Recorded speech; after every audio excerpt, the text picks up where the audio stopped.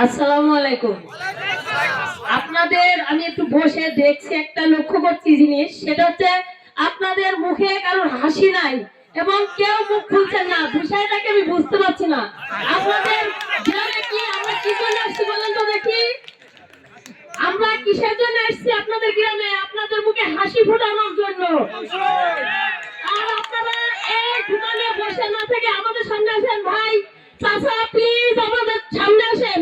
ওখানে দাঁড়ান না, এখানে আসেন, এখানে আসেন, এখানে আসেন, সবাই এখানে আসেন। মেহেরপুর থেকে নেতা আসছে আপনাদের এই ঠান্ডায় আপনাদের সাথে কিছু কথা বলার জন্য। আর আপনারা সবাই মুখ বন্ধ করে বসে আছেন। সবাই একটু স্লোগান দেন তো। আমাদের কোন নেতা আছে? কোন সে নেতা? কারোর মুখে কথা বের হচ্ছে না, কিন্তু আরেকবার বলছি আমি, সবাই বলবেন আমার সাথে সাথে। কথা বলবে। আমাদের কোন নেতা কি আছে? এখনো সবারই মুখ বন্ধ আছে, আমি কিন্তু লক্ষ্য করছি।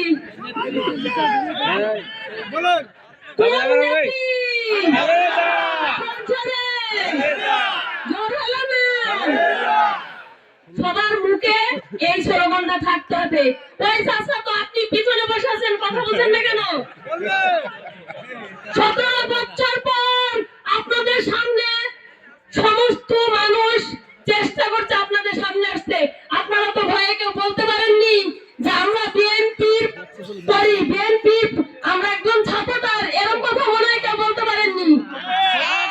আমি একজন মহিলা মানুষ, আমাকে রাস্তায় মারি 2 ঘন্টা জ্ঞান ফিরেছিল না, তারপরে আমি বুক ফুলি বলি আমি বিএনপির একজন মহিলা দলের নেত্রী, আমি একজন বিএনপির মহিলা দলের মেম্বার, আমি একজন বিএনপির মহিলা দলের ভারপ্রাপ্ত প্যানেল চেয়ারম্যান।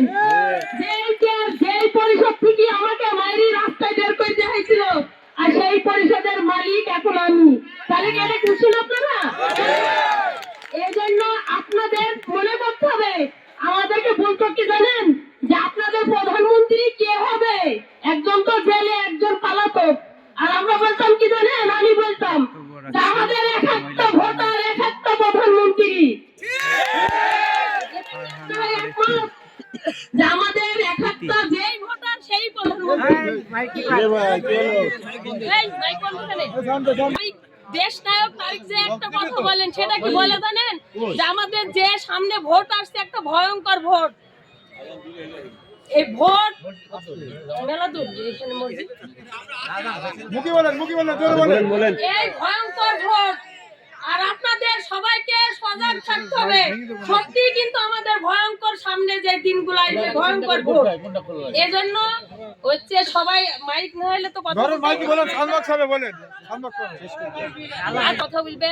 আমার যে মেহেরপুর থেকে জেলা থেকে আমার নেতা আসছে, ওনার বক্তব্য শোনার জন্য আপনারা প্রস্তুত থাকেন এবং সবাই ভালো থাকেন, সুস্থ থাকেন। আসসালামু আলাইকুম।